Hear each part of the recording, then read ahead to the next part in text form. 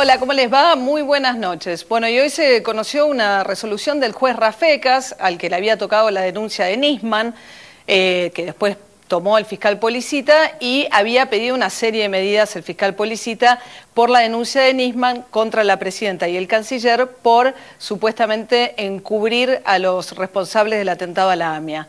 Hoy Rafecas, el juez que intervino, desde el miércoles pasado, en menos de una semana, sacó una resolución lapidaria en contra de la denuncia que había hecho Nisman y consideró que no hay ningún delito, ninguna razón y ningún motivo para investigar ni a Cristina Fernández de Kirchner ni al canciller Héctor Timerman. Ahora Policita va a apelar esta decisión de Rafecas, resolverá probablemente la Cámara, pero bueno, dijo que no están dadas ni las mínimas condiciones, Rafecas, que la evidencia reunida, lejos de sostener mínimamente la versión del fiscal Nisman, las desmiente de un modo rotundo y lapidario.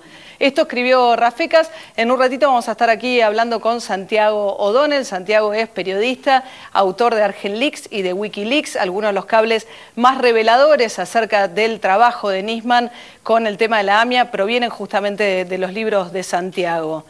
Hay toda una denuncia ahora de la oposición que dicen que en realidad Rafecas era un juez que estaba apretado. ¿Por qué? Porque había intervenido en la causa de Amado Vudú. Fue el que autorizó un allanamiento a la casa del famoso inquilino de The Old Found a Vudú. Enojado por esta razón, Vudú lo denunció y difundió unos diálogos que había tenido el juez con un abogado de Vudú. Estos diálogos eran diálogos que comprometían a Rafecas en tanto juez, porque no puede tener ese tipo de diálogos con una parte y anticiparle medidas o hacerle comentarios acerca de las medidas. Eso dio lugar a un pedido de juicio político en el Consejo de la Magistratura contra Rafecas. ¿Promovido por quién? Por el kirchnerismo.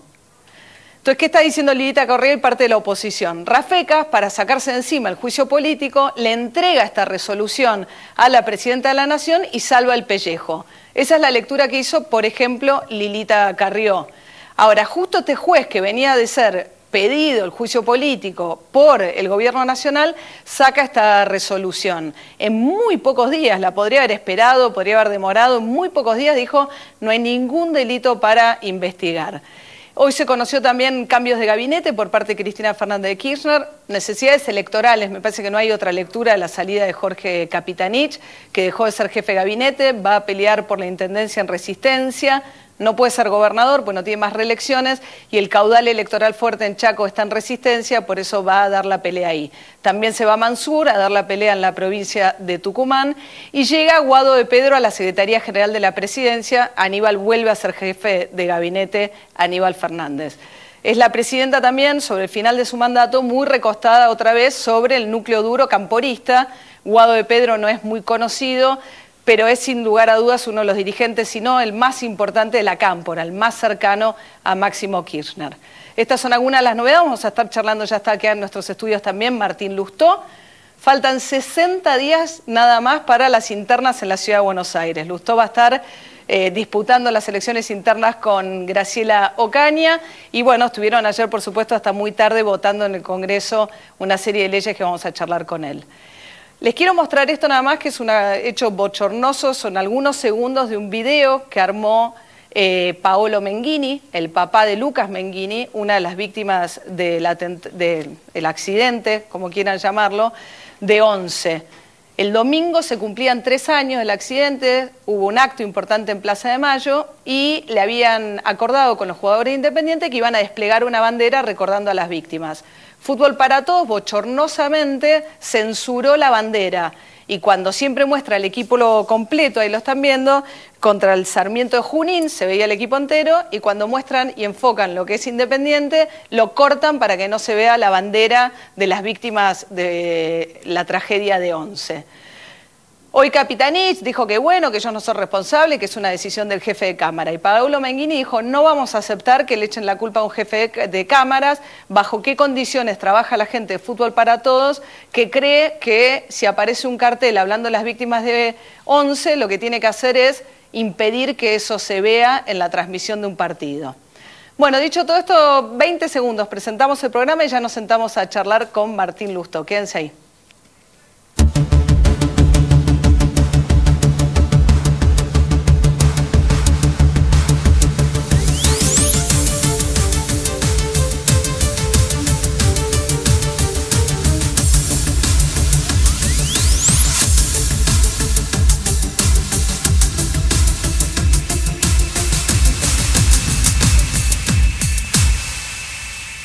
Martín Lustó, buenas noches. ¿Qué tal? Muy bien, ¿cómo estás? Bien. ¿Sorprendido con la decisión de Rafecas? No sé si sorprendido con la decisión, quizá con la velocidad con que tomó la decisión, pero me parece que no podemos actuar de manera histérica y poco consistente como hace el gobierno cada vez que tiene una resolución de un juez favorable o en contra. Cuando estaba investigando Vudú y el gobierno lo trataba de sacar, todo decía, no, Rafecas es un juez. Y ahora que toma esta decisión, otra vez Rafecas no tiene libertad para actuar. Sinceramente, yo no soy abogado y no sé si hay otras pruebas que no conocemos y más escuchas que no se han mostrado. Pero por lo poco que vimos, la verdad que no había muy poco contra la presidenta explícitamente y el canciller, esa es la verdad. Sí, además una decisión que había pasado, piense uno lo que pueda pensar del acuerdo con Irán, era un tratado que había sido ratificado por el Congreso Nacional, entonces sí. Era difícil. Como vos decís, más allá del acuerdo con Irán, más allá de los sucesos post-muerte de Nisman, más allá de lo que está pasando en esta suerte de mugre subterránea que emerge por todos lados de interacción y connivencia entre el Poder Judicial, el Poder Ejecutivo, los servicios, fuerzas de seguridad, el periodismo. Más allá de todo eso, digo, limitándonos al tema de la denuncia, salvo que haya otras cuestiones que todavía no son públicas. ¿Van el domingo al final o no a la Asamblea Legislativa? Había algunas dudas con este último discurso de la Presidenta de la Nación abriendo las sesiones ordinarias del Congreso. Yo voy siempre. Es mi deber. Digo. Lilita no va, dijo que denunciaba que la quieren matar, después Ernesto Sanz dijo que él no cree que eso sea así. Bien, pero yo, en mi caso, para mí está tan claro como que yo mando a mi hijo al colegio porque tiene que ir y a mí me eligieron, me votaron y uno de los deberes es estar ahí. Como es ir a las comisiones, como es ir a las sesiones, como es votar y como es dejar manifestar por escrito, en un dictamen, en observaciones o hablando en el recinto, que es lo que pienso de cada tema. Hablemos eso del recinto. Ayer una cosa me interesaba especialmente como economista, que era el acuerdo con China. Hubo mucho debate si hay cláusulas ocultas o no, si lo que aprobaron en el Congreso es todo lo que se firmó con China. No conocemos, porque aprobamos un acuerdo marco, que es uno de las críticas que se hizo desde todo el arco de la oposición. Ahora, para mí, más que si hay cláusulas ocultas, si es un convenio marco que tiene otras cosas que deberían pasar por el Congreso que no van a pasar por la forma que tiene el convenio marco, lo que hay que preguntarse es por qué. ¿Por qué? Dos cuestiones. Una es, firmamos un convenio con un país que es 32 veces más grande que nosotros y que tiene prácticas comerciales internacionales abusivas. De hecho, el 40% de las medidas antidumping en Argentina son por comercio con China. Todos los acuerdos comerciales son siempre muy complejos porque muchas de las cosas que vos permitís tienen después consecuencias irreparables. Entonces, en general son temas muy meditados, muy discutidos, muy consensuados con todos los actores que pueden ser afectados. En este caso no hubo nada. Van a financiar básicamente, ¿no?, la represa Zepernik-Kirchner, que es la obra más importante, obra pública. Bueno, y ese es el motivo. Entonces vos decís, ¿y por qué tanta celeridad? ¿Por qué en extraordinarias? ¿Por qué sin discutir? Bueno, porque en realidad estamos orientando, o el gobierno está orientando su política exterior, en este caso comercial, solamente por la escasez de dólares que tiene. Entonces, como mientras Uruguay se financia el año 2050, 1.200 millones de dólares al 5%, Perú al 5,8%, Paraguay al 6,20%, Argentina no consigue. No tiene más opción que China. Entonces no tiene más opción que China y le entrega a China un montón de beneficios que son absolutamente excesivos por donde los mires. ¿Y qué obtiene a cambio? Bueno, financiamiento para unas represas que muchos pensamos que no deberían ser la prioridad de la obra pública, menos en materia energética. Dos, un swap cuyas condiciones no conocemos. Es decir, China publica, el Banco Central de China publica todos los swaps que tiene con Suiza, con la Unión Europea, con Ucrania, con Francia en su página web. El único que no está publicado es el argentino. Yo como diputado pedí al Banco Central que me dieran las condiciones, no te las dan. Lo mismo que otras condiciones, las de financiamiento de las represas, por ejemplo, que no son conocidas, yo las pude obtener por otro lugar y son escandalosas en la cantidad de rubros. Tenés comisión, es decir, una tasa de interés por la plata que no utilizás, no que la utilizás, la que tenés disponible y no utilizás, comisiones de intermediación, Bueno, la verdad que el gobierno está alquilando dólares carísimos, como no los tiene. Los alquila con un convenio con China que puede tener impacto. Fue Venezuela, después China. Los alquila licitando 4G mal para que vengan los dólares. Y le dice, paguen todo en dólares. los alquila regalando, es decir, creando un marco para la explotación de los hidrocarburos no tradicionales, no convencionales, muy favorable. Todo el tema de vaca muerta. Traigan dólares rápidos porque me faltan, y eso siempre tiene consecuencias. Yo ya en el recinto decía, esto me hace acordar mucho lo de China, a otros momentos de la historia donde producto de urgencias, fiscales o financieras, vos cometiste errores graves. Sobre el final del menemismo vos vendiste el remanente de acciones en manos del Estado de YPF. Cuando el barril de petróleo varía entre 13 y 14 dólares porque te faltaba plata. Claro. Después la recompraste cuando el barril valía 100. Hoy 50. Bueno, hablemos un poco de la Ciudad de Buenos Aires. 60 días nada más, elecciones abiertas, internas. ¿Por qué no se llaman UNE en este espacio en el que van a disputar la candidatura con Graciela Ocaña? Es muy sencillo, porque UNE era 8 partidos políticos, se sumó Graciela Ocaña y muchos de esos partidos políticos están en otro lugar. De hecho, algunos estaban negociando con Pino, y el nombre no es de uno de los partidos políticos, es el nombre que 8 partidos políticos le pusieron a un frente. Entonces es de todos. Pero es como simbólico que UNE no sobrevive una elección a otra. Pero es que también hay que tener en cuenta que los nombres que se ponen a los frentes son, para ponerlo de alguna manera, de fantasía solo en una elección. Después, como muchos partidos participan ahí, no es propiedad de ninguno. Bueno, pero se está deshilachando también a nivel nacional. O sea, Carrió, que era parte de UNE, ya no está más. Yo creo que en un escenario nacional que es confuso, UNE aporta su granito. ¿Sí? Y hay partidos que están en otros espacios. Nosotros creemos que aquellos principios que nacieron con UNE, en que nosotros queremos conformar no una alternativa que señale con el dedo lo que está mal, sino un espacio que tenga vocación de gestión y de modificar prioridades en la administración pública, hacerlo con honestidad, hacerlo con capacidad de trabajo. Creemos que están preservados acá, pero lo decidirá la gente cuando vote. Ahora, Macri es fuerte en la ciudad de Buenos Aires, ¿no? Si uno le hace caso a las encuestas, el PRO está bastante consolidado, tiene 2 gestiones. Encima Lilita Carrió, que es una referente del espacio de ustedes a nivel nacional, va a ir con Macri. Va a competir contra Macri en un espacio. Va a competir contra Macri en un espacio. Pero, ¿ustedes en qué se diferencian con Macri, con el espacio PRO en la ciudad de Buenos Aires? Nos diferenciamos en muchas cosas. Primero, en el orden de prioridades que pondríamos a la administración y la gestión. Me parece que hay cosas que en el gobierno de la ciudad han sido descuidadas. La educación está cuidada a medias, la salud está absolutamente descuidada, la ciudad está sucia, la ciudad, a pesar de haber gastado en una policía, se quedó a mitad de camino y la ciudad es insegura, sigue siendo insegura.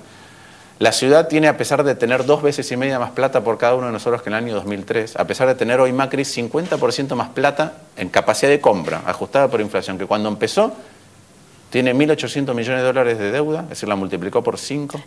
Tiene déficit, sí. Tiene déficit. Dice a nivel nacional que va a bajar los impuestos, pero acá los subió. Y después hay un tema de valores. Hay algunas cuestiones que a nosotros nos parecen impúdicas. ¿Qué es impúdico? Gastar 2 millones de pesos en publicidad por día es impúdico. La publicidad oficial de Macri. Sí, hay un relato oficial a nivel nacional. Ajá. Y hay un decorado oficial a nivel ciudad. Bueno, son 2 millones de pesos por día. De hecho, había habido, la legislatura sacó una ley para regular publicidad oficial y Macri la vetó. Sí, la vetó. Eso sí. Y después, un tema del cual yo he escrito, que nuestro bloque ha presentado proyectos y que ha habido denuncias, es el tema del juego. Ajá. Bueno, Lilita Carrió lo denunció por el juego. Bueno. ¿Y qué hay que hacer con el juego? Cristóbal López, el hipódromo. Pero una de las primeras cosas es cierto, yo he escuchado funcionarios que dicen, no, pero esto viene de la época de Ibarra y después de Telemann. Sí, pero cada 4 años el acuerdo se puede denunciar. Nunca lo hizo el gobierno nacional. Hay un estacionamiento. Y le condonó. No es solo. Si vos venís de zona norte de la provincia para Buenos Aires, para Capital, y venís por Libertador, ¿cuál es el único lugar donde podés doblar a la izquierda? En el hipódromo. En el hipódromo. Ajá. ¿Dónde hay un estacionamiento? Bueno, y ese estacionamiento enorme, esa esquina es de la ciudad de Buenos Aires también, pero lo usa el hipódromo. Y ahí se le condonaron 2.000 millones de pesos de deuda. El tema de ingresos brutos, de si paga o no paga el juego. Le pusiste una tasa de ingresos brutos de 3% que parece equivalente a la que paga cualquier comerciante, pero es una base de cálculo imponible que es distinta, con lo cual le cobras menos.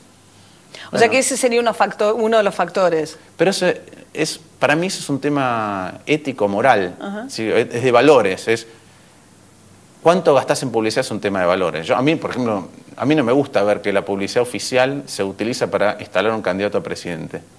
¿Por qué digo esto? Porque en cualquier país del mundo que yo he visto, nunca vi. Publicidad oficial es aquella que te brinda un servicio. Te dice, vacúnese tal día, si usted tiene problema, acuda a este lugar, llama a este teléfono. Los hospitales funcionan de tal hora a tal hora, no importa lo que sea. No la cara del candidato, del potencial candidato, jugando al fútbol, diciendo esta ciudad es lindísima. No, eso está prohibido. Los países que regulan publicidad oficial, eso está. Y cuando vos decís que sos nueva política, no podés financiarte con el juego, no podés usar la publicidad así, no podés usar la administración pública para resolver otra vez, como decía, tu estructura de campaña. Vos montaste un ministerio entero que se llama Ministerio de Gobierno y has hecho crecer toda la planta de gabinete solamente para instalar una candidatura. Pero así eso. Todos ustedes quieren disputar dentro mismo, ir con Macri a la elección interna primaria, en la general. Yo creo que ahí hay... Nosotros estamos donde dijimos que vamos a estar en la ciudad, que es compitiendo en nuestras PASO, y el ganador de nuestras PASO va a competir con el ganador de las PASO de Macri. Después creo que hay una cuestión que, sinceramente, me parece que no es tan fácil de resolver en el siguiente aspecto, que es la sociedad está angustiada, la sociedad está cansada de ciertas cosas y reclama. Y frente a esa angustia vos tenés dos alternativas. Una es, bueno, voy a trabajar en el origen de la angustia. Es decir, estructuralmente para crear una alternativa que lleva tiempo, que eso es lo que yo creo que hay que hacer. La otra es... Pero esas unen, es un camino más largo. Es un camino más largo, nosotros estamos ahí, ¿sí? Y después hay otra que yo no te puedo describir quién tiene razón, que es la de Lilita, que es, mirá, la gente está angustiada, primero démosle un ansiolítico y después seguimos. Sí, o ella dice no, lo que tiene que haber es no peronismo, entonces para ganarle a Massa... Es cierto que a nivel nacional, y lo vivimos en diputados todo el tiempo, tenés que reequilibrar el sistema político. Si el sistema político está tan desequilibrado no funciona. Y a veces uno dice esto y parece que uno está hablando en contra del oficialismo. No es responsabilidad del oficialismo que la Cámara de Diputados o la de Senadores tenga desequilibrio. Bueno, está fuertísima Cristina Kirchner, terminando 12 años con mayorías absolutas, digamos. Y en el 2011 ganó 54 a 17. ¿Es poco habitual que alguien gane con el 54% de una democracia? Sí, pero lo que es inaudito 17. Es el 17. ¿Qué va a pasar con Massa si toda esta oposición empieza a girar alrededor de Macri? No sé, es una pregunta para Massa, digamos. Bueno, pero con Massa no irían a una interna abierta como la ¿Quiénes que... son? Mira, para mí la elección de la elección nacional es en agosto y en octubre. Van a ir primero la ciudad, resuelven estos... La ciudad va a resolver... 60 días. Sí, son 60 días. Además yo creo que la ciudad va a resolver... Para las internas. Después la ciudad va a resolver otras cuestiones, que es si lo que la gente depositó en UNE el año pasado, ¿sí? Los valores que le atribuyó a UNE, los vuelve a ver reconocidos hoy, lo que vamos a ver es que ese espacio sigue siendo muy importante. Y de hecho va a disputar en el propio distrito donde Macri tiene un presupuesto enorme, inclusive para usar en publicidad impúdicamente, donde tiene su principal bastión, vamos a ver que se puede competir y se le puede ganar. Después sacaremos conclusiones sobre cuáles fueron los errores cometidos a nivel nacional para no poder hacer lo mismo, y cada uno decidirá dónde está. Muchas gracias. No, un gusto. Quédense ahí, ya viene la charla con Santiago Donel, periodista Wikileaks, Argenleaks, todos los papeles de Nisman, cuya denuncia fue desestimada hoy por el juez Daniel Rafeca. Ya venimos.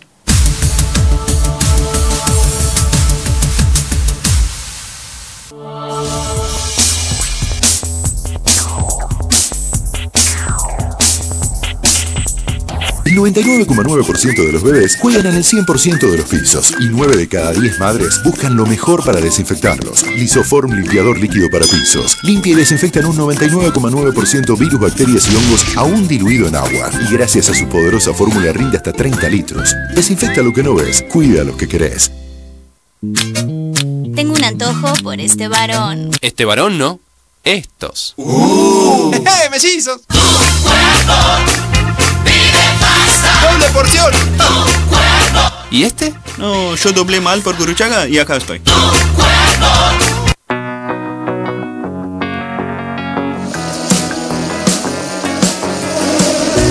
Off-Spray te protege de los mosquitos sin dejarte la piel grasosa, para que puedas disfrutar momentos únicos al aire libre.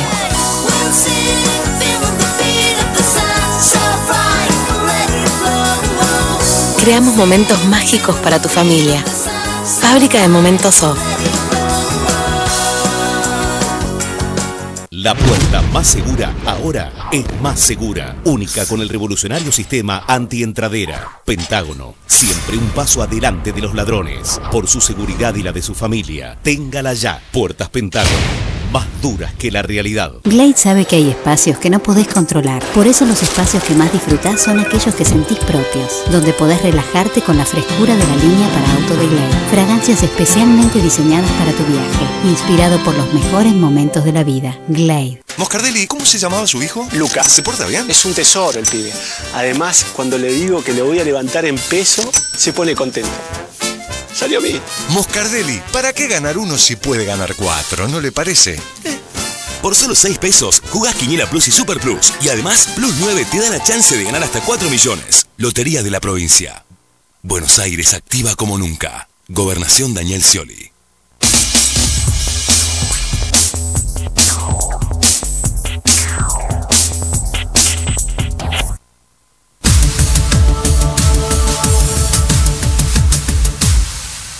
Bueno, está esta noche con nosotros Santiago Donel. Santiago Donel es mi hermano, así que gracias, Santi, por venir.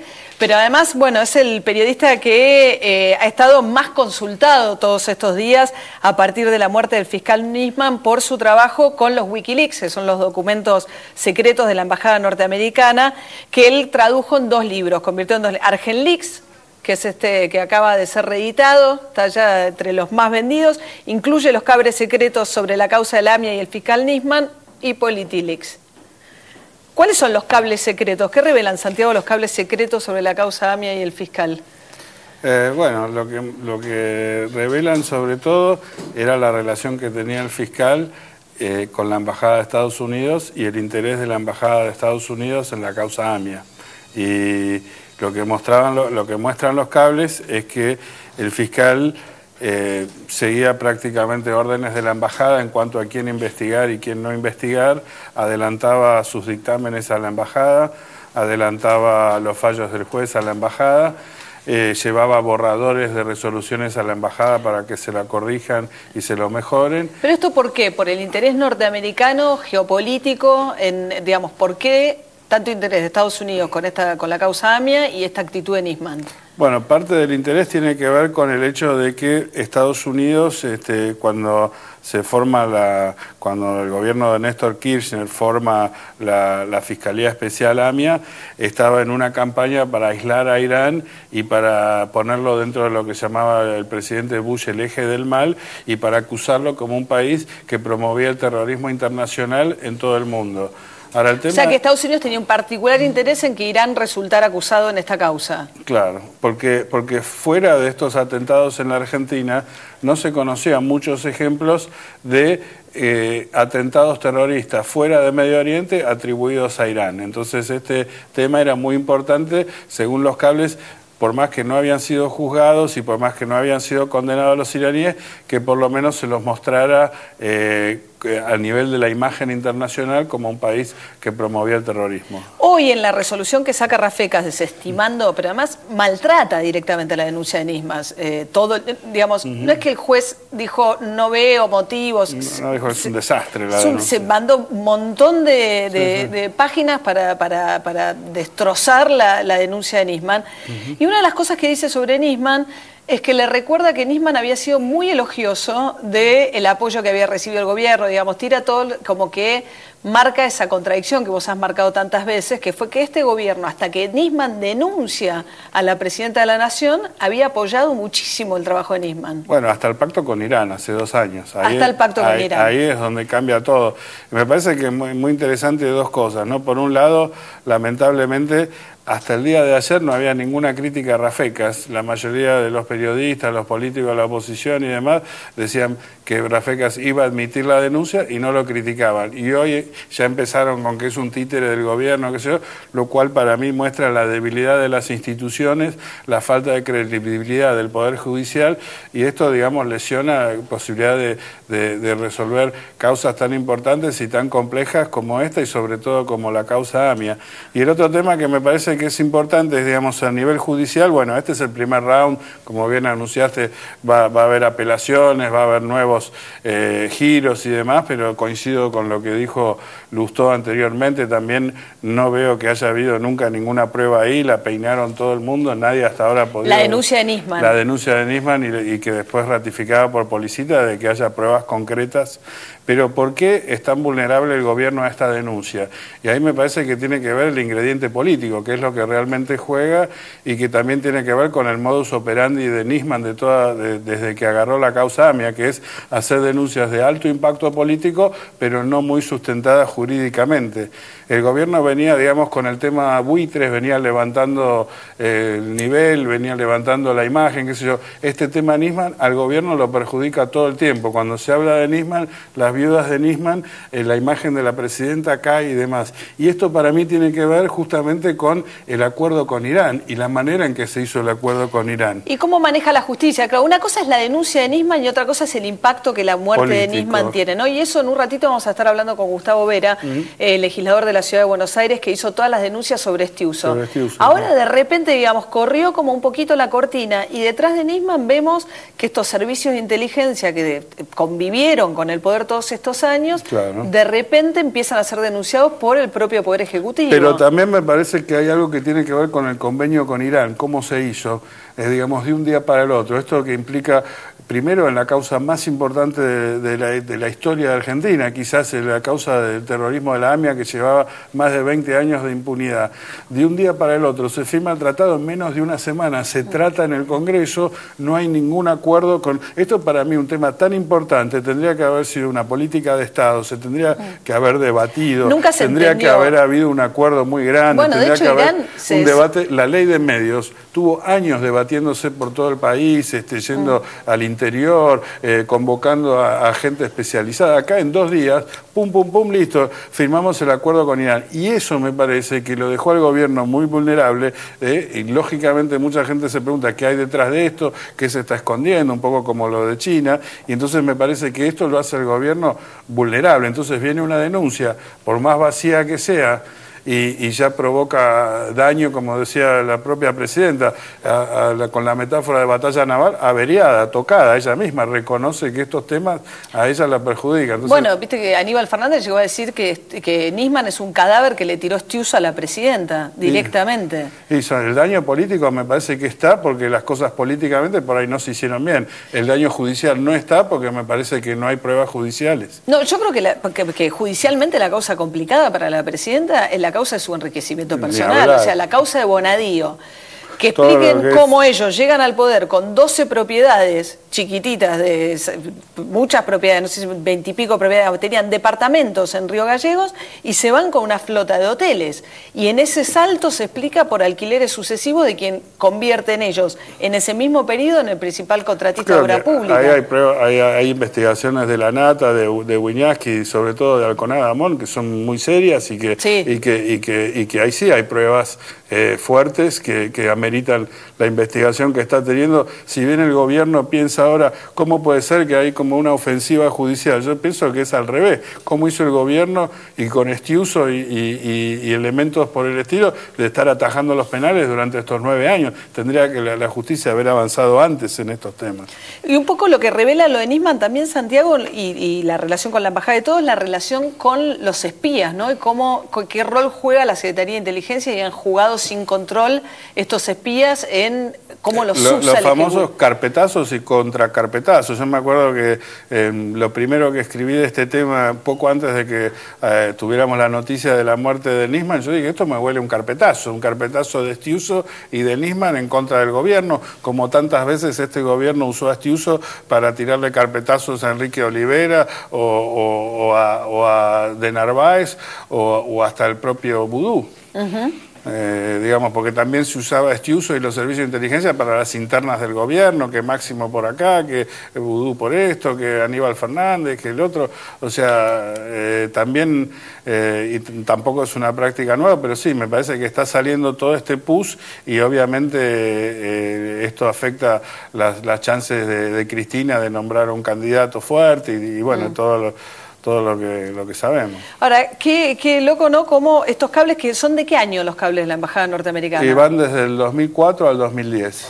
Claro, son cables de hace 5 años y tienen una actualidad increíble. Sí, porque bueno, en el primer libro tengo no solo un capítulo AMIA, sino también un capítulo sobre la relación bilateral, que me parece que es muy interesante porque muestra que más allá de Mar del Plata y de Néstor y la retórica bolivariana y demás, el gobierno de Néstor Kirchner y la primera presidencia de Cristina, en el tema que más que le importa a Estados Unidos, que es la seguridad internacional, era un aliado enorme. Y Nisman era un papel importante muy en eso. cercano. Y lo de Nisman se suma a los votos de Argentina en la IEA contra contra de Irán, se suma la denuncia de Néstor Kirchner en Naciones Unidas declarando a Irán un país terrorista. O sea, en los temas que realmente le importaba a Estados Unidos, Argentina era un aliado mucho más cercano a lo que daba a entender la retórica del día a día. Pero eso cambió con esto un capítulo de Irán explicando la obsesión de Estados Unidos con Irán y un capítulo de Hezbollah, que también es el otro actor en la denuncia de Nisman con respecto a cómo habría sido el atentado.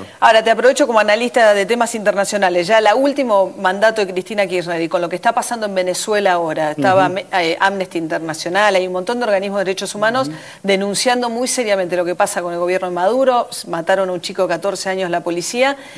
¿Qué hacen los organismos regionales? La reacción de América Latina, de la UNASUR, del Mercosur frente a lo que está pasando en Venezuela. Sí, me parece que tu pregunta es casi una acusación que yo la suscribo, digamos, me parece que no se puede tener un doble rasero. Si esto lo hubiera hecho un gobierno de derecha, seguramente la reacción de UNASUR hubiera sido distinta. Me parece que hay algo que ya llega un momento. Yo iba a tratar de hacer el ejercicio de archivo, no sé si llego para mañana, pero tratar de ver cuántas veces Maduro, en el año y medio de gobierno, lleva 2 años, cuántas veces denunció un complot de Estados Unidos, digamos. O sea, es más o menos... Bueno, ahora acaba de meter preso al alcalde de Caracas sin ninguna causa judicial, por una denuncia... Una vez por semana denuncia a Estados Unidos, le está haciendo un golpe, y con eso tapa el desastre que es la economía venezolana, las violaciones a los derechos humanos. O sea, me parece que es un gobierno inclusive que aparte que nació de una ilegitimidad muy fuerte, creo que esto también lo conté alguna vez,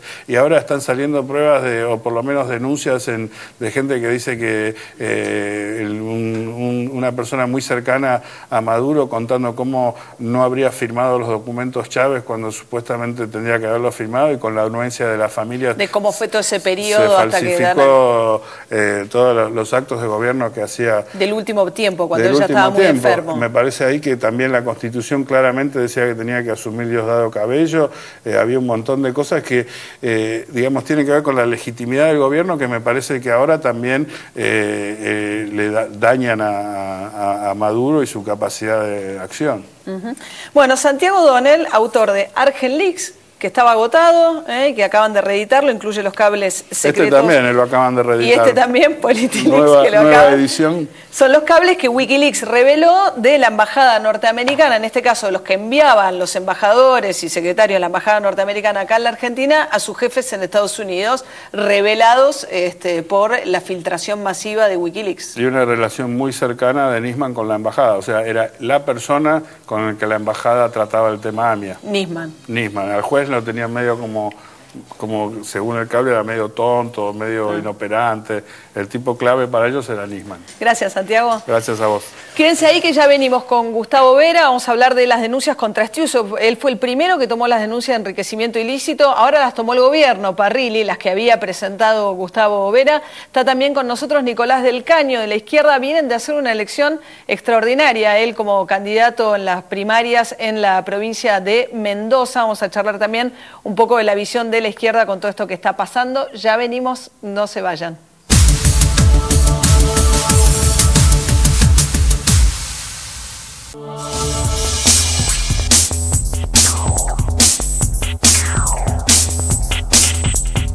A las tarjetas del Banco Provincia, cuanto más las pasás, mejor la pasás. Este verano, disfruta de la costa atlántica con las tarjetas del Banco Provincia. Aprovechá beneficios y descuentos en balnearios, restaurantes, supermercados, heladerías y entretenimientos. Visita nuestros centros de canje habilitados y canjea tus cupones de compra por fabulosos premios. Con el Banco Provincia, estamos de tu lado. Para más información, seguinos en facebook.com/Banco Provincia, en Twitter @Banco Provincia o entrá en bancoprovincia.com.ar. Este verano, probá los nuevos sabores de Tang. Livianos y súper refrescantes. Naranja suave y limón dulce. Disfrútalos en familia. Tang, mezclemos más diversión en la mesa. Podés plantearte qué vas a seguir o qué vas a alcanzar. Conformarte con un título o buscar la historia completa. Elegir una carrera o una aventura. Buscar trabajo o que un trabajo te busque a vos. Seguir un legado o perseguir un sueño. Esperar que el mundo cambie o ayudar a cambiarlo.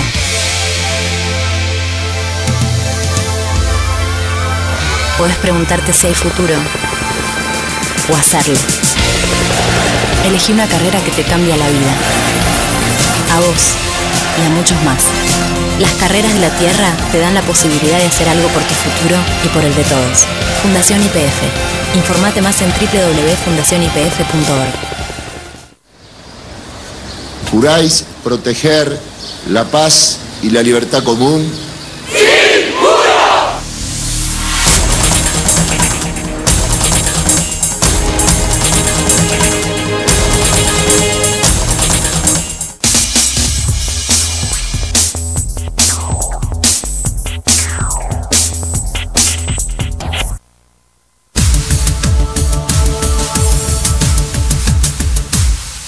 Bueno, venimos hablando de la decisión que tomó hoy el juez Rafecas, desestimó la denuncia que había dejado, Nisman y que después tomó Policita. Hay que ver, Policita, el fiscal que le había sucedido, lo que hizo fue anunciar que va a estar apelando esta decisión y detrás de todo esto aparece qué pasa con los servicios de inteligencia.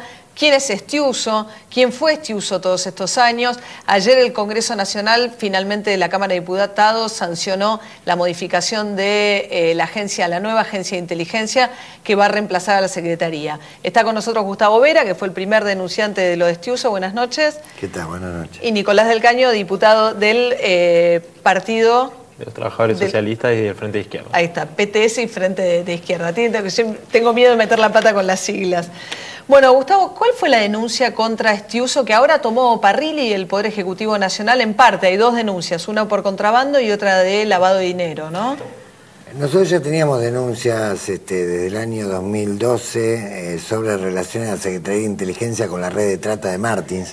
Es una causa que se tramita en el juzgado Servini de Cubría, somos creyentes, y explica un poco cómo se fueron armando prostíbulos desde las propias entrañas de la CIDE en el año 79 y después se convirtieron, cuyo objetivo inicial era encarpetar ricos y famosos con fines de extorsión y chantaje. ¿Hacían prostíbulos para generar las prostíbulos carpetas? Tanto femeninos como masculinos, como swinger, como el swinger de Anchorena, que sigue abierto, dicho sea de paso, y servían para encarpetar, empezar a hacer las primeras tareas de encarpetamiento que permitió a toda una banda de unos 40 cuadros operativos sobrevivir a todos los gobiernos de turno en base a conocer debilidades del poder. ¿Pero eso como un negocio particular o como una...? Como un negocio de chantaje y extorsión, o sea, encarpetamiento con fines de chantaje y extorsión para inducir a alguien a hacer lo que no quiere hacer o para evitar que haga lo que tiene que hacer. No, pero me refiero a los prostíbulos. Sí, los prostíbulos primero se convirtieron como una operación de inteligencia para encarpetar ricos y famosos de aquel entonces. Y después le sirvieron como un negocio próspero que evolucionó como una red de trata formidable que se extiende de Buenos Aires a Cancún y que inclusive tiene nexo directo con el cartel de los Zeta, como lo denuncia la periodista Lidia Cacho en su libro sobre la trata, digamos, en México y en Latinoamérica. Pero los nombres de las empresas y de los socios de Estiuso son los mismos que toman... No, quiero decir que nosotros veníamos hace rato siguiendo el tema de la CIDE y el crimen organizado porque estábamos convencidos que en lo más sofisticado del crimen organizado, vale decir lavado de dinero, armado de cocina de clorhidrato de cocaína, salida y entrada de dólares falsos o verdaderos, pista de aterrizaje clandestino, el caso Software-Win. Detrás de todo esto estaba la banda histórica de Estiuso, obviamente con conocimiento del Poder Ejecutivo de turno, en este caso, digamos, Cristina y anteriormente Néstor Kirchner. Pero como todas las denuncias que directamente hacíamos por crimen organizado evolucionaban muy lentamente, por no decir dormían el sueño de los justos, empezamos a tratar, tomamos la táctica que se tomó con Al Capone, fuimos por los impuestos, por lo económico, para mostrar el grupo económico.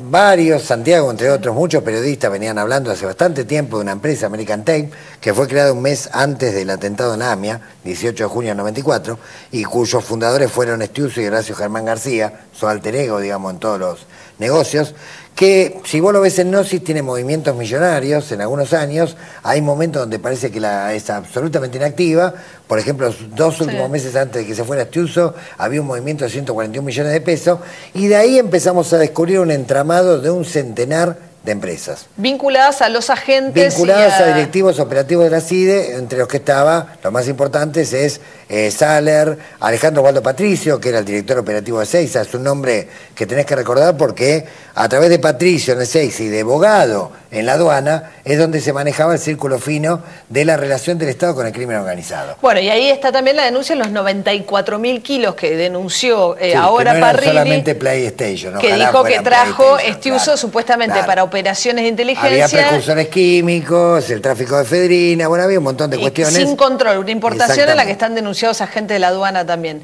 Nicolás del Caño, ustedes votaron ayer en la Cámara de Diputados, y es ley esta madrugada, ¿no? Una nueva agencia de inteligencia. ¿Esto viene a solucionar este problema?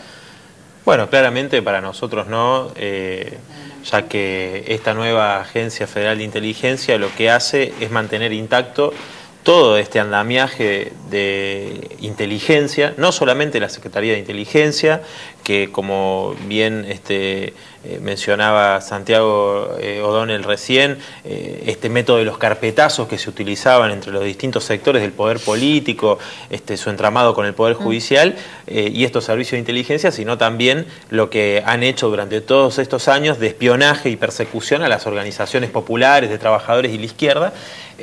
Por lo que hubo, hubo un caso además con vos particularmente, ¿no? Sí, nosotros cuando nos movilizamos junto a los trabajadores despedidos de LEAR en la Panamericana, denunciamos a Galeano, un personaje que estaba bajo el área del Ministerio de Seguridad, que estaba infiltrado en las manifestaciones. También denunciamos a Américo Balbuena, que era un agente de la agencia de la Policía Federal. Es decir, esa es otra agencia que está intacta, son 1000 agentes aproximadamente, se calcula, que estaba infiltrado en la agencia de noticias Rodolfo Walsh. Es decir, que estas son las prácticas que es espionaje sobre la oposición. No solamente sobre la oposición, sino también sobre dirigentes de sectores de trabajadores de la izquierda, como fue el caso del Proyecto X, que denunció mi compañera Miriam Bregman con el Centro de Profesionales por los Derechos Humanos, donde había una base de datos, ¿no?, de todos los dirigentes de trabajadores y de sectores de la izquierda y otros sectores políticos, ¿no?, que eso sigue funcionando el día de hoy. Entonces, el personal de la Secretaría de Inteligencia, de la ex-CIDE, pasa a la sin nueva más, agencia, con el mismo escalafón, a la nueva agencia. Lo que puede hacer Parrilli o el primer secretario que tenga es jubilar a los que tengan los años de aportes jubilatorios. Eso dice el kirchnerismo. Nosotros lo que estamos planteando en la ley no lo dice. Es decir, no dice que va a pasar esto, sino que se pasa sin más a todo el personal. Nosotros lo que planteamos inclusive en esto de la apertura de los archivos, que queremos saber cuántos Estiuso, porque Estiuso venía desde el año 72, es decir, que cuando los servicios de inteligencia actuaron directamente, ¿no?, junto a la dictadura militar genocida y fueron parte de los centros de detención, esos Estiuso, queremos saber cuántos son, cuántos actualmente siguen. Pero tenía un cargo importantísimo Estiuso, cuando viniera el jefe de contrainteligencia, digamos, ¿no? En los últimos 30 años fue el hombre fuerte y, complementando lo que decía Nicolás, el padre de Alejandro Waldo Patricio fue su jefe del ejército y responsable de Orleti. Es más, estos muchachos ya en el 78, 69 estaban vinculados a actividades del Plan Cóndor, del Orleti y de otros campos de concentración. Martins, Estiuso, Pedro Viale, que vienen... Sí, Orleti de los campos de concentración de la dictadura, Orleti era el que estaba bajo la supervisión de la Y este muchacho viene teniendo de alguna manera, de los 46 años que estuvo, por lo menos en los últimos 30, tú fue el hombre fuerte de alguna manera de la Secretaría de Inteligencia. Sucesivos gobiernos lo quisieron desplazar, con las extorsiones y carpetazos sobrevivía, Corach en su momento, Becerra en su momento, Vélez. Acevedo y Vélez, que fue el caso más patente. Todos los gobiernos terminaron usándolo en su propio beneficio y terminaron conviviendo y beneficiándose del espionaje, no con fines de defensa de la patria, sino el espionaje interno. Ahora, echarlo, ¿termina con el problema? Bueno, hoy hay una fiscal que toma, es interesante, que tomó la denuncia que había hecho el propio Parrilli con el tema del contrabando, y ella pide investigar si no hay que imputar también a Icazuriaga, porque arriba de él estaba Icazuriaga. Entonces dice, bueno, si vamos a investigar a Estiuso, veamos qué hacían los jefes. El tema es que esto fue una salida negociada. A ver, a Estiuso se le ofrece en diciembre una agregaduría diplomática, que Estiuso la rechaza, y después se lo desplaza con Mancino, pero se deja toda su gente adentro, ¿sí? Bueno, Estiuso, obviamente, fuera de la Secretaría de Inteligencia, había dañado tanta gente que era un cadáver, digamos, caminando. Yo creo que tuvo mucho que ver, digamos, en la preparación no digo la parte final policial, en la preparación de todo el escenario de la venida, digamos, prematura de Nisman y la denuncia que genera, que eso estoy de acuerdo con lo que plantea Santiago. Pero después fíjate que cuando viene la denuncia... A ver, cuando Cristina Kirchner echa a Stiuso, que esto es en enero... Fue negociado. Fue negociado. Es más, la prueba, cuando Cristina saca la segunda carta diciéndole plantó un muerto Stiuso, más o menos, palabra más, palabra menos. Eso es lo que ella dice. Al otro día, con razón, en la editorial de La Nación, Carlos Pani, le responde, no puede ser tan cara dura, tenés a Horacio Germán García todavía trabajando ahí adentro, que es su alter ego. Comparte casi todas las empresas en materia societaria. Y no lo echaron. No, y a Patricio tampoco, y a Sara tampoco. Los socios de Stiuso los echaron recién después de la segunda denuncia, ¿sí? Y la ampliación, y cuando lo toma Casanello, y cuando la acredita la denuncia Delgado, y cuando el fiscal González le pide a Parrilli que explique, bueno, estas empresas a qué obedecen, eran decisión de la Secretaría de Inteligencia, si eran decisión era ilegal, eran de Stiuso, si eran de Stiuso y su banda, estamos en presencia obviamente de enriquecimiento ilícito, y ahí tiene que haber responsables políticos, porque el Archi y Casuriaga obviamente eran los jefes. Bueno, hoy la fiscal dice eso, ¿no? Sí, ahora yo digo, esto que plantea Gustavo, justamente el kirchnerismo los utilizó durante todos estos años, y en este nuevo proyecto también se plantea, por ejemplo, el tema de los fondos reservados. Se dice que va a ser excepcionalmente, pero también van a tener fondos reservados, es decir, que todos estos personajes... Sí, es un avance respecto de tener 800 millones de pesos, que es el presupuesto de hoy, todo en fondos reservados, lo que hace a sueldos, infraestructura y demás, no va a ser más fondos reservados. Claro, lo que pasa es que eso es muy amplio, digamos, lo que hace a la investigación criminal, por ejemplo, ¿no? Yo te digo los puntos que para nosotros hacen que sea esencialmente lo mismo y que se mantenga... Un maquillaje. Un maquillaje, ¿no? Ni hablar, por supuesto, de la inteligencia que maneja Milani, un cuadro de inteligencia que está acusado de participar en los delitos de genocidio, que está al frente del ejército, que Horacio Belminski dijo que todavía hay 1.500 agentes de inteligencia en el ejército. ¿Y sobre qué hipótesis de conflicto están? ¿No?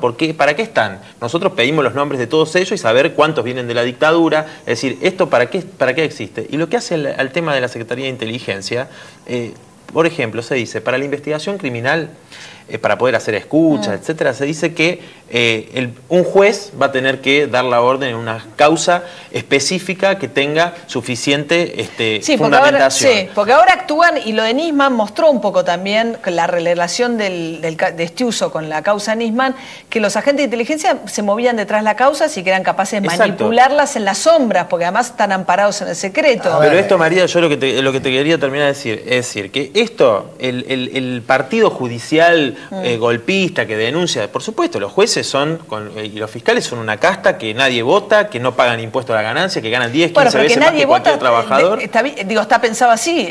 Bueno, nosotros tenemos otra postura, que es la elección directa, tenemos otra postura, exactamente. Ahora, lo que te quiero decir es que ese mismo poder, el gobierno hace una estafa política, porque dice que los jueces son un partido judicial que está en su contra, etcétera, y le va a dar el poder para que, si estos jueces quieren armar causas, bueno, van a poder habilitar a este tipo de espionaje a través de las escuchas, etcétera. Porque ¿no? ahora con orden de los jueces los espías van a poder intervenir en las causas, ¿no?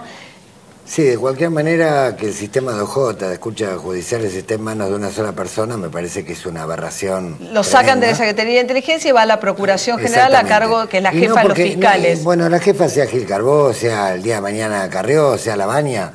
A ver, en cualquier sistema democrático es una locura poner el sistema de escuchas judiciales en manos de un solo organismo. Siempre tenés que poner un sistema multicontrol, porque aunque sean todos chorros, si son todos chorros, son diferentes bandas. Bueno, Stiuso dijo de las pinchaduras que tenían Delía y el Cuervo Larroque y demás, dice, y Casuriaga sabía perfectamente, había 2 copias, dice el gobierno, conocía que esas pinchaduras se estaban llevando adelante. Bueno, de hecho todo el mundo estaba migrando hacia la órbita del masismo, concretamente de adentro, todos se espían a sí mismos, cuando viene el final del régimen, dar una voltereta en el aire.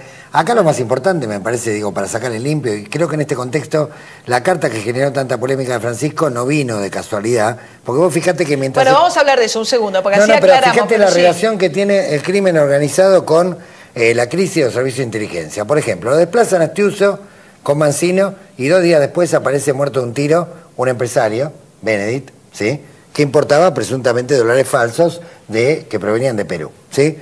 Después se genera, el 24 de diciembre, Bernie hace un allanamiento en el Bajo Flores, donde incauta 247 kilos de cocaína y $1 millón falsos. Cuando cae la segunda línea, después de la denuncia de Estiuso, hace días, hay un tiroteo tremendo en el Bajo Flores, las ambulancias no pueden entrar, ¿sí? Y el Piñeiro está custodiado por la Gendarmería. Al otro día balean a un subcomisario, al otro día matan a un abogado, todo en la misma zona. ¿Qué había pasado? Se había perdido el GPS del crimen organizado. Estaban negociando la tercera línea de Estiuso. Pero un segundo, porque si no por ahí tiramos de todo. Un segundo. Quiero detenerme un minuto en el tema del Papa. Gustavo Vera tiene una relación de un vínculo de amistad con Jorge Bergoglio antes de su designación como Papa, y yo decía en la radio que en qué menudo problema se mete el Papa si le manda una carta, y supongo que con intención de ser privada, a un amigo, y le dice, ojo que Argentina se convierte en México. Ahora el gobierno de Peña Nieto llamó al nuncio y tiene una protesta diplomática contra el Vaticano por haber hecho esta comparación. ¿Esa carta estaba pensada para ser pública o su publicidad lo pone en problemas al Papa Francisco? Mi amigo Jorge, la carta está firmada como Francisco, ¿está claro? Bien, primera cuestión. Segunda cuestión. La carta anterior, que la respuesta de Francisco, la carta anterior yo le explicaba la relación directa que había. Pero no entiendo, ¿era para ser pública la carta? Obviamente. A ver, Jorge tiene suficiente confianza en nosotros para saber, digamos, que esa carta, vos fíjate que es una carta de protección, porque dice que, bueno, que reza por la Alameda, que piensa... Sabía que estamos en la víspera de hacer denuncias más graves que tienen que ver con toda esta relación entre crimen organizado y Secretaría de Inteligencia. Y concretamente, para ponerle un título, vamos a llamarlo, cómo se armaron cocinas de clorhidrato de cocaína a pocos kilómetros de acá. ¿Sí? ¿Cómo funcionan? ¿Qué relación tenían con Patricio? ¿Qué relación tenían con la banda de Estiuso? Digo, para que salte todo, porque si queremos un manipulite de verdad, estas cosas hay que ponerlas sobre el tapete. Claro que los que ponen la firma, los que ponen la cara, corren algún riesgo y obviamente el Papa manda un mail de protección y habla de mexicanización, pero es un término como podemos hablar de colombianización hace 10 años. Bueno, siempre fue esa sensibilidad. O como cuando uno habla de atomización, habla de liberalización. Un segundo, porque me quedan unos minutitos, quiero dárselos a Nicolás del Caño para hablar un minutito de lo que pasó en Mendoza. La izquierda viene haciendo elecciones muy buenas. Salta, Mendoza, ¿no? Algunos de los distritos fuertes. ¿Qué perspectiva electoral ven a partir de las internas que tuvo lugar en Mendoza? Bueno, nosotros, yo particularmente fui candidato a intendente en la capital, fui el segundo candidato más votado. El Frente para la voto es 10. El 14% de los votos, y el kirchnerismo, el candidato más votado del kirchnerismo obtuvo el 9%, ¿no? El candidato socialista, lo cual, bueno, plantea en primer lugar una consolidación del Frente de Izquierda, que un sector importante de los jóvenes, de los trabajadores, del pueblo trabajador, tiene una confianza en el Frente de Izquierda a partir de una práctica que llevamos adelante los diputados, estando en las luchas de los trabajadores, del pueblo, y además en que cumplimos lo que planteamos. Nosotros planteamos que todos los funcionarios y diputados ganen lo mismo que un trabajador o que una maestra, y lo que estamos llevando adelante. Gustavo Vera también dona, los dos en ese caso coinciden, Gustavo Vera dona su salario. Y el resto del dinero lo aportamos a distintas luchas de trabajadores, como la de LEAR que mencionábamos anteriormente, y creo que esto desmiente por ahí algunas cuestiones que planteaban, que el Frente de Izquierda es un fenómeno efímero, ¿no? Pasajero, y se consolida en Mendoza, y creo que a nivel nacional está planteando claramente el Frente de Izquierda ser un gran tercer polo ante esta falsa polarización que nos quieren plantear. Pero se están peleando tercer polo, pero ya están peleándose Altamira y Pitrola por la candidatura presidencial. No, nosotros, a ver, desde el PTS no pueden liberar una elección interna. No, desde el PTS se propuso mi candidatura a presidente, y el Partido Obrero propone a Jorge Altamira. Nosotros estamos en una discusión si va a haber una fórmula de consenso, y en caso de que no la haya, desde nuestro punto de vista, el Frente de Izquierda puede elegir sus candidatos presidenciales y diputados nacionales en la elección de agosto en las PASO. Una elección abierta, interna. Nosotros creemos que puede ser una opción para el Frente de Izquierda, así que bueno, todavía eso se está discutiendo, así que bueno, creo que esa es la perspectiva que nos da la elección de Mendoza, ¿no? Gracias a los dos, Gracias a vos. Quédense ahí, ya venimos.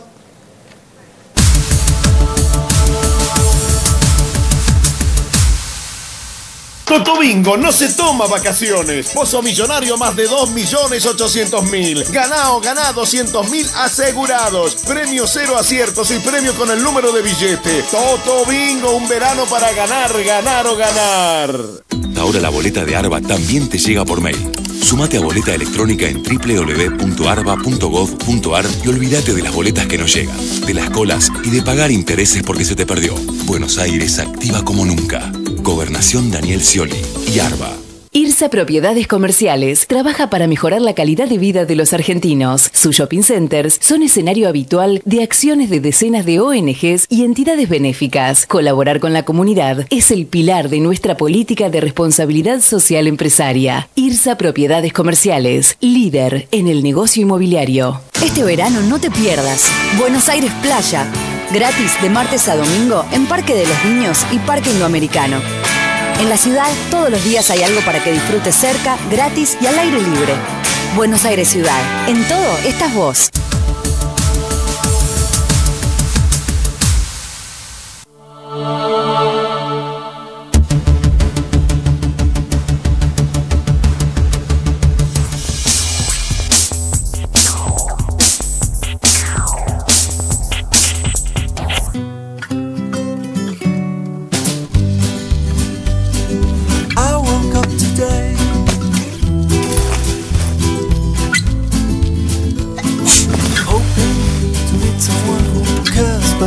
Vuelven las clases, que no vuelvan los gérmenes.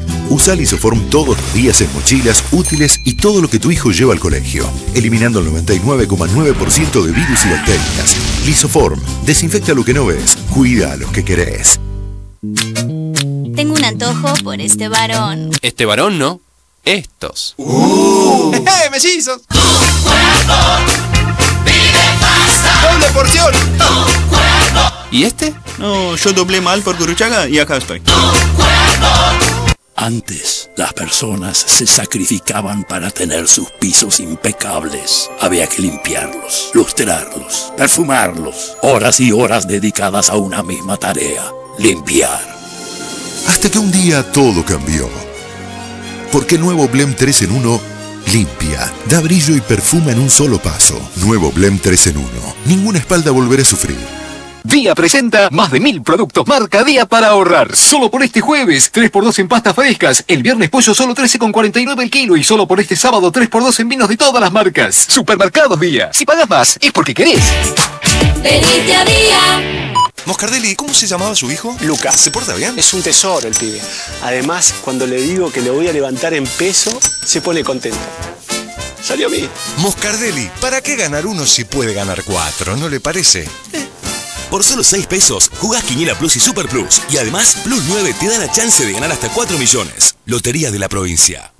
Buenos Aires activa como nunca. Gobernación Daniel Scioli.